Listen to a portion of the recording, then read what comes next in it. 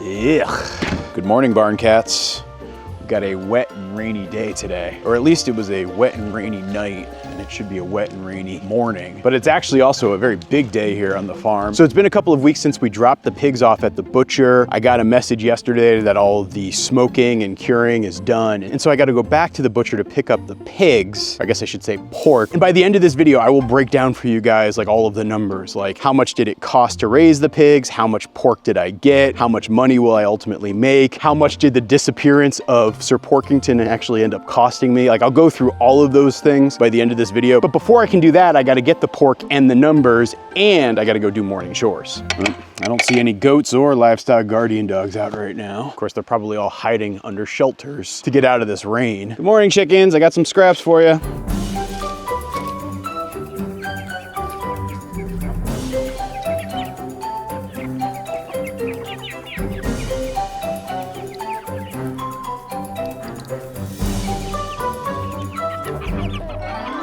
Hi, Abs. How's it going? You're looking a little soggy. Where's Mr. Toby Dog? Doesn't look like he's underneath there. Oh, there he is. Toby was actually hiding in the greenhouse. How's it going, pal? Lately, Toby really likes to hang out in the backside of the hoop coop. Keeps him nice and dry. Abby Dog's a little bit muddier this morning because of where she chose to hang out overnight. And of course, the one cluster of animals who is not unhappy about all this rain are the ducks and geese. And yes, as expected, the Goaty Otises are hiding out in their Goaty Otis house. The ducks and geese love the rain. The cattle are kind of indifferent to the rain. The dogs, the chickens, the barn cats, and yes, the goats, they all hate the rain. And generally, this human doesn't mind the rain, except when it's like 45 degrees Fahrenheit and rainy. I think the only thing worse than that is when it's like 35 degrees Fahrenheit and rainy. It's hard to stay warm. Like, everything's just so cold and raw when you've got weather like this. All right, let's see if we've got any chicken eggs this morning. We got one right here. This chicken is always so broody. Here, let me just see what you got underneath you. I'm just taking this one egg. You can go back to sitting if you really want. Ah, son of a gun. I was trying to transfer hands with the camera and then drop the egg. That's just one of the perks of being a livestock guardian dog.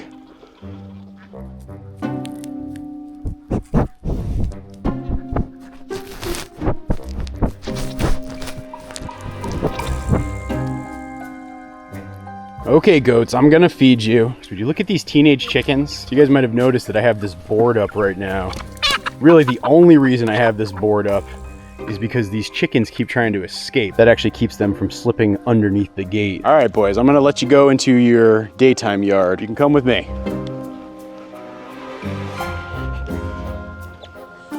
You guys, I didn't say steal the food bucket just yet.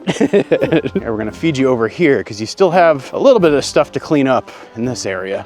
Uh-oh, where did Telemachus go? Barnacus and Lauren have become used to Abby Dog now, and they kind of walk around here. Telemachus, who is definitely our most shy goat, he always is like a little bit shy if he sees Abby in his way. And so like you'll see Telemachus is over here, the other goats are over there eating their food, and Telemachus is still a little bit too shy to just go over there. He's had to like wait for me to like be his protector because he's still nervous around Abby. I usually just give them a little bit of alfalfa to get them going in the day and continue to like train them to respond to me in a very specific way. But then over the course of today and maybe even tomorrow, they'll continue to mow down this whole area. They don't eat nearly as much as I expected when I first got the goats on the farm. And so the brush clearing is a little slower.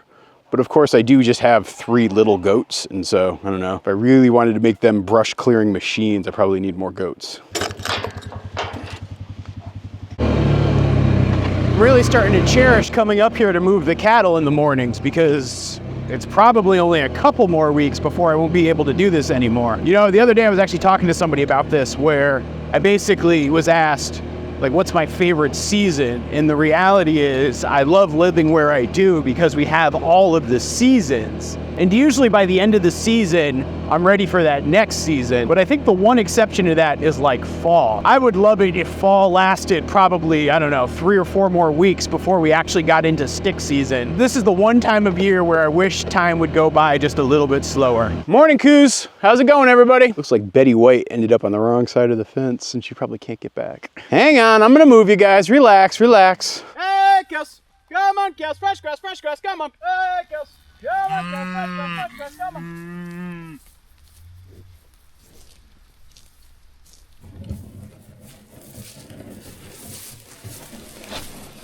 I don't know, Belinda. Looks like Betty White is stuck. Betty, you're starting to get to be too big to sneak underneath. Here. I know you want some milk. You gotta just go underneath this now. All right, let's try a different approach, Betty. For just the brief of a moment, I'm gonna move this fence. Go, come on. Well, that didn't work either. All the Charolais calves are still just extremely shy around me, especially when compared to the Highland calves, who are at least interested and curious about me. Our two heifers that are Charolais are just constantly nervous. Both Buffy, who you can see way out there, as well as Betty White. I'm sure she'll figure this one out eventually, but right now I'm just not in the shape to go chasing her around the pasture. Good morning, Annabelle. You're looking wet, look crazy this morning, girl. You're still beautiful. You got plenty of fresh grass to munch still. It is kind of incredible to see how brown everything's starting to look over here, but where I still have the fresh grass, everything is looking wonderful.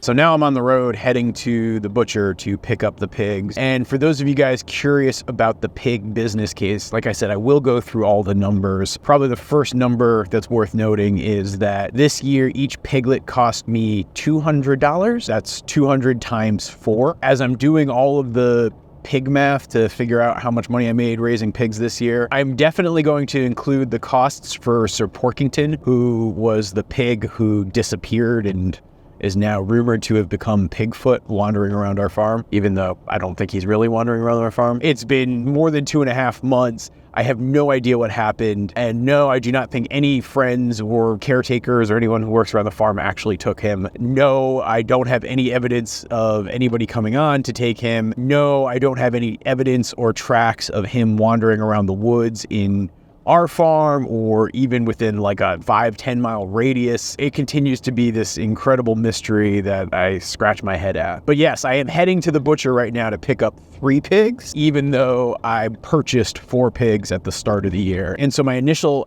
cash outlay I'm including here for the cost of wiener pigs is $800. I'm driving up to the slaughterhouse realizing I'm wicked imprecise with my language when it comes to this. You know, I guess technically a butcher would be somebody who breaks down a dead animal into different cuts of meat versus the slaughterhouse where they kill the animal and may or may not process it down to pieces of meat. And so the place we're heading is actually technically a slaughterhouse, or if you want to get French and fancy, abattoir. They also do butchering. And so what I'm going to pick up are like all the cuts of meat. I'm not picking up like whole animals. When I sell these cuts of meat, I'm actually selling them only to a handful of customers, 4 customers, including Allison and me, just because I was selling them as half and whole pigs versus selling them as retail cuts. They are packaged as sellable USDA inspected cuts of meat, but I didn't really want to have to sell like piece by piece, go to farmers markets or set up like a farm stand or something. And so I basically just found it much easier to sell them as half and whole hogs at actually $6.25 a pound was my per pound weight. So we'll see how we do. And as I'm pulling in here, I'm gonna have to turn off the camera because there's no filming allowed. All right, we are all loaded up. The entire pickup bed actually has the pork in it, and I have a spreadsheet with all the numbers in it. But before I dive into any of that stuff, I am going to rush back to the farm so I can get all that back into the freezer. And because we're still having some off and on sprinkles here, I covered everything with a tarp just so the boxes don't get wet and fall apart when I try to move. So back to the farm, my friends.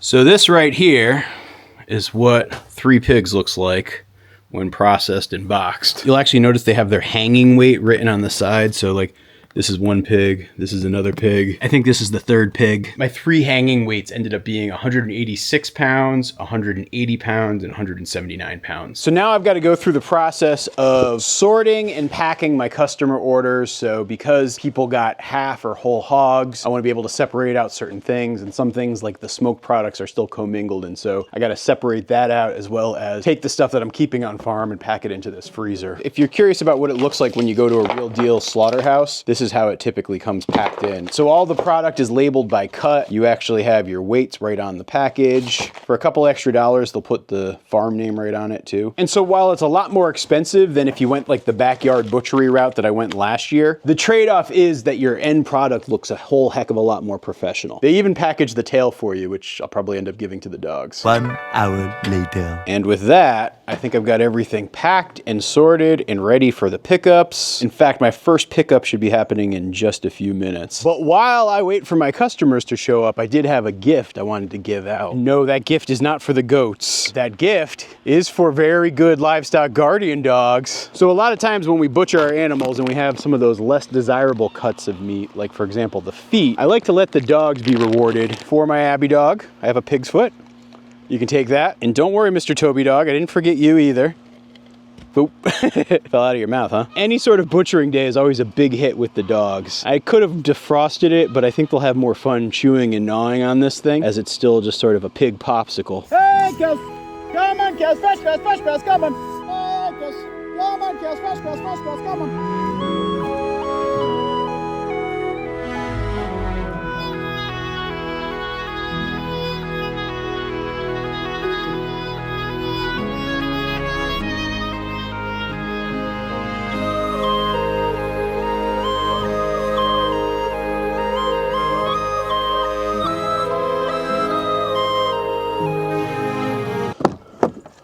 Okay, it's officially the next day. I didn't finish recording the video because I got so involved in making the spreadsheets and doing the number analysis and all of that stuff. I just went to the post office box. And I've got something exciting to share with you guys too. I'm super excited. If this is what I think it is, you guys are gonna like it. One of the things that I mentioned that I have as a problem is the fact that Pigfoot, or Sir Porkington, my pig that went missing, I'd mentioned that that's gonna be factored into my profitability calculations for the pigs this year. And so I was trying to come up with a way to close the gap financially. And so one of the things I decided to make is Pigfoot merch. And I think this is the latest batch of Pigfoot merch. Yeah, this is a drawing that I made, and I've got now officially Pigfoot water bottles, Pigfoot t-shirts in multiple colors. There's also Pigfoot shirts and graphics in the child size, which I'll probably send to my nephews. We even have our own Pigfoot hoodies now. It is kind of a unique privilege to be able to take a business disaster for our farm, like losing an entire pig, and turn it into merchandise lemonade. You can also actually see my friend Jeff. He's up there right now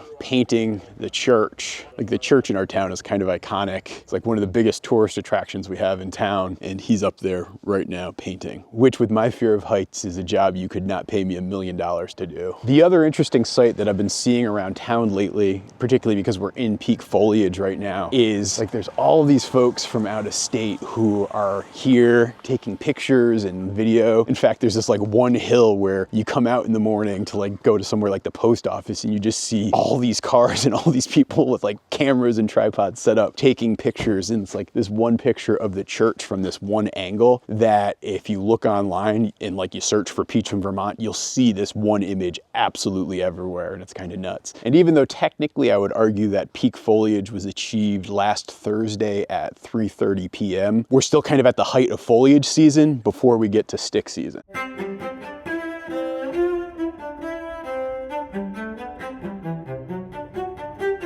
Okay, with farm chores now out of the way, Ginny, please don't knock over my water bottle.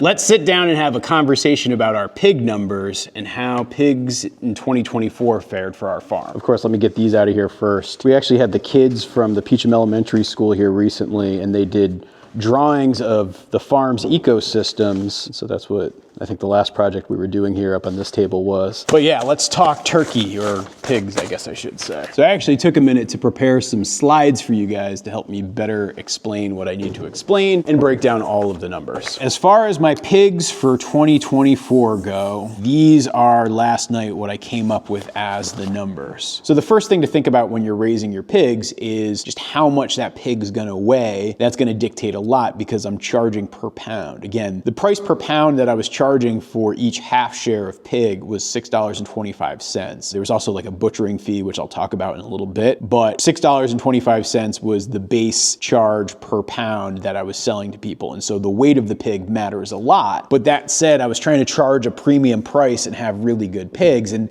last year I let my pigs grow probably 4 or 5 weeks longer than I would have liked. It wasn't really that big of a deal from a feeding cost perspective because I was continuing to luck into a lot of free food sources, but it made them bigger, it made them fatter, but the quality and sizes of the meat were like a little bit less than ideal. My goal was to try to raise my 4 pigs to each be 250 pounds on the hoof when I took them to the processor. Usually people are going for like somewhere between 250 and 275, maybe 300 on the outside. Let's take a look at the hoof weights for my 4 animals. So when I brought them to the slaughterhouse, and like when you saw Zach walk them off the trailer, this is how much they weighed immediately as they got into the building and got weighed. So Prince Philip was the largest at 259 pounds. Penelope, who was our lone female, she came at 251. And then Percy came in at 249 pounds. And then obviously our friend Pigfoot, I don't know how much he weighed. I mean, he was actually always the smallest of the 4 pigs, but I don't know what he came into as a weight. And one of the interesting things about this exercise, right, is if you're going through a proper butcher, you have to set up your butchering date months in advance. And so typically you're trying to set that target weight without even knowing how things are going to go over the course of the summer. And so I feel very good about the result that I got here, where again, my goal was 250. Yeah, I couldn't be happier with what happened from a hoof weight perspective. In terms of hanging weight, so again, this is how much the pig weighs after it's butchered and you take out the guts and the grossness, and like this is how much meat I actually have to sell. That's that 186 pound number for Prince Philip, 180 pounds for Penelope, 179 pounds for Percy. And so as far as a target weight for the whole animal, this is right in line with what I was hoping for. And I feel pretty darn good about it. And yes, our friend Pigfoot remains a mystery. Now, as far as price, like I said, it was $625 per pound that I was going to charge everybody. Because I was going through a USDA inspected butcher, I knew that my butchering costs and slaughter costs were going to be significantly higher than they were last year. And so to offset that, for each half share I was selling, I actually also had a $200 processing charge that I tacked on top of that. I set that number back in the summer when I was actually giving out the shares to folks. I had a rough estimate of what it was going to cost to butcher the pigs, and so that's how I got to that number. We'll compare to what it actually cost in a minute. In terms of what I was going to generate for revenue, it's essentially the hanging weight times that $625 plus $200 for each half share, and I had 6 half shares to sell. Now let's talk about the other costs that came in here. So it was $200 per feeder piglet this year. That came in higher, actually a lot higher than it was last year. I think last year it was like $150. Much like everything out there right now, costs are starting to skyrocket, and I'm finding that that's making some of this much, much harder. It was $200 per piglet. That means actually $800 total, because even though I didn't get to harvest Sir Porkington, aka Pigfoot, I still have to pay for him. And so that's where you get that $800 number that you see here. In terms of infrastructure costs, this was actually lower than last year, because last year was the first year I ever had pigs. And so I bought a lot of stuff and applied that to the business case for the pigs last year. This year, I didn't really have to buy much at all until we had the flooding in July. And I had to buy some fencing materials to re-fence them in after my pig yard got washed out because of the flood. That was about $100 of expense. And so I had to defray that cost across the whole pig project this year. And so you see it there. My entire feed bill, again, this is an insanely low number if you don't raise your pigs the way I raise my pigs, was only $503 this year. So for pretty much the 5.5 months that they were here, it was about $503, which for 4 pigs is an insanely low number. For 3 pigs even, that's an insanely low number. But as I try to make this operation profitable, I really had to keep my feed costs down, and I did a pretty good job. And based on weight, I found that about 87% of what the pigs ate was from free sources. And so that includes brewer's grains, that includes apple drops, that includes vegetable scraps, that includes kitchen scraps from us or neighbors. I'm just going off of weighing that stuff, and I just did some general estimates. So for example, like I figured out how much a bucket of apples would weigh, and then as we were dumping loads and loads of buckets, because we were doing like almost dump trailer loads of buckets, I had a rough estimate of what that was, and I just kept track of how many times we dumped and then used that for the math. Same thing thing with the brewer's grains. I weighed a whole thing of brewer's grains, had a sense that each one of those weighed about 47 pounds. As I had other things that I had to like basically feed them, I just used that as a rough estimate. And now in terms of the processing costs, the grand total of what I paid the butcher or the slaughterhouse to process them. So everything after me taking them off the trailer to me showing back up there a few weeks later to pick up all the boxes and take them away, that cost $1,300. So there was 3 hogs. They were actually really nice and they charged me just under the $250 rate. It goes up higher if it's bigger pigs, but because my guys were very easy to work with and everything was nice, they were really nice to me. There's a rendering fee, which is $15. So that's $240, $45. Then they're charging you $1.10 per pound for all the processing and butchering and cutting and packaging. And so that's where you can see kind of for each pig, they're noted by their hanging weight numbers that you see right down there. There's an extra cost because I wanted to have sausage made, and there's seasoning packages that they'll use for sausage. And the way I treated it was essentially to have each pig have a different seasoning. So one pig ended up hot Italian, one pig ended up sweet Italian, and one pig ended up maple breakfast. They also did my bacon. And so when they're doing that smoking and as well as for the hams, there's a charge there. And then there's a charge for the boxing everything up. And then ultimately you have the product list, which is like an extra administrative thing, and so there's a little fee there. And so all of these things together ended up equaling out to be this $1,300 number, which is definitely more expensive than what I did last year. You know, I had my friend Cody help with the butchering last year. He did like everything kind of soup to nuts, and he did a really good job. The one drawback was it wasn't USDA inspected, and so I couldn't technically sell it. I could only like give it away to friends. And so that only cost me $800 or so, I believe. It's definitely probably about an extra $500 to process these 3 pigs versus doing it the backyard style where we slaughter them here on farm. And honestly, I get why, because you know the packaging is just extremely professional. You have the USDA inspection costs, the whole 9 yards, and so it is more expensive. As far as if I ever do this again in the future, which way I'd go, whether it be the slaughter on farm or slaughter at an abattoir, I don't know. I think I'd probably do the abattoir just because it gives me more flexibility for how I can use and sell that pork. But at the same time, there is an argument to be made around the DIY side of things. So with all of that said, here's what the true financial picture looks like. What you see here is I have 6 products listed. I have 6 halves that I'm selling. They have a variety of weights, so 90, 90, 93, 93, 89.5, 89.5. What you're seeing here is all the costs are split in half. So the piglet cost, it's for each half is $100. Then if I think about the cost for feed, if I take that $503 and divide it by 6, that's where that $83 charge comes into play. And I'm also realizing I misspoke when it comes to my infrastructure. It actually totaled out to be about $300, not $100. I was thinking about the per pig infrastructure charge. And so that's why you actually see it as $50 per pig of an infrastructure cost. And then in terms of slaughter and processing, I took that $1,300 and basically split that 6 ways. And that's where you get my full picture of all of the expenses. Now, in terms of the sale price, like I said, that's $6.25 per pound. There's a processing fee of $200. And so, for example, a 180-pound pig, each half ends up being $562 in revenue plus the $200 in processing. Kind of just go down here and see just what that picture looks like. And then also, this becomes where our friend Pigfoot comes into play. I divided the $200 for the piglet pig that was Sir Porkington, and I added that cost to each pig that I was selling. So that way I can create a business case that truly reflects what my operation looked like this year. And so you see this $3.33 charge down the line. I did 34 cents for one of these guys just so that I don't have the rounding problem. And so it's almost $1,000 to raise each pig, from buying the piglet, the infrastructure, the cost of butchering, like everything. It was about $1,000 per pig. And so you see that $485 charge per pig half. And so when you take my revenue, which was this 200 plus the 562, which gives you 560.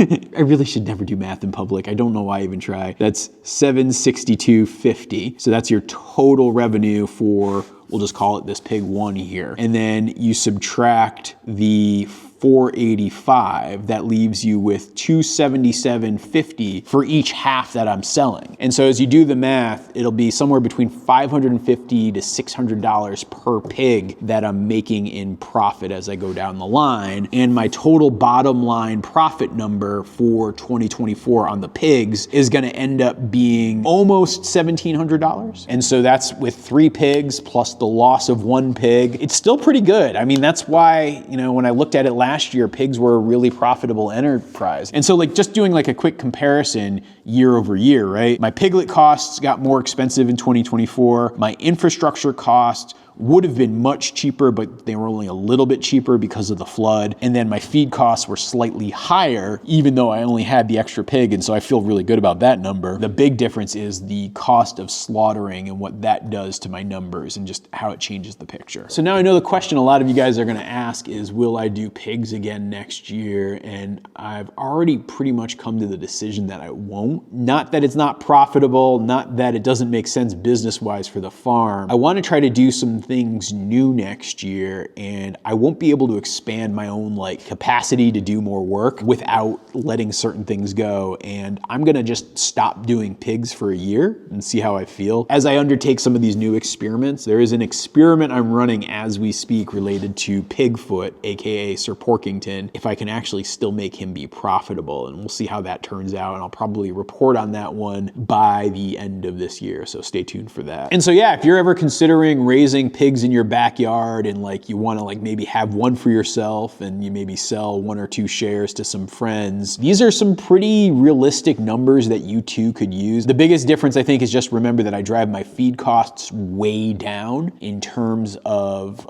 what I spend versus what a lot of other people would spend. And so if you're doing your own assumptions, just keep that in mind. I think the other thing to note is too, I could easily raise more pigs, but the problem is I don't think I'd be able to find as much free food sources. And so my feed cost would go up a lot higher, and then that would make my profitability go way down. And so if I were to try to scale this up to say doing like, I don't know, 30 or 40 pigs a year, what would happen is I think my profitability would probably shrink down to like a net profit of about, I'm gonna guess around $800 per pig, which could make sense to do, I guess, but I don't think I really want to be raising 30 or 40 pigs a year just from like, what do I want to do when it comes to farm work? As far as animals on the farm go, and I've been pretty open about this, pigs are one of my least favorite. I find them pushy, I find them messy, I find them kind of problem makers. I very much prefer the grazing herbivores I have on the farm, like the cattle or the geese or even the goats. Just there's something from a temperament and working with the animal perspective that I just find much more appealing. And so I'm gonna be leaning into that more as I look at my farm plans for next year. And if you guys are curious about what my farm is going to earn next year, I will be putting out a video in December at some point that breaks all the numbers down. But if you're curious about what my farm earned last year, you can take a look at that video right there and it'll give you the full picture of our 2023 numbers. And you can even see kind of a full breakdown of what my pigs look like.